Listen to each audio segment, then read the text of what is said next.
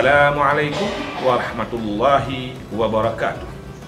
Saya Dr. Daniel M.Ag, Rektor Institut Agama Islam Negeri Malikus Salih Luxmawi, beserta segenap sivitas akademika mengucapkan selamat atas milad Universitas Islam Negeri Ar-Ranedi Banda Aceh yang ke-59.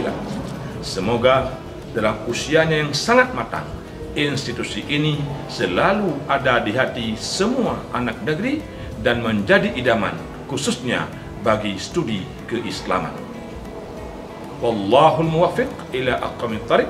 Wassalamualaikum warahmatullahi wabarakatuh.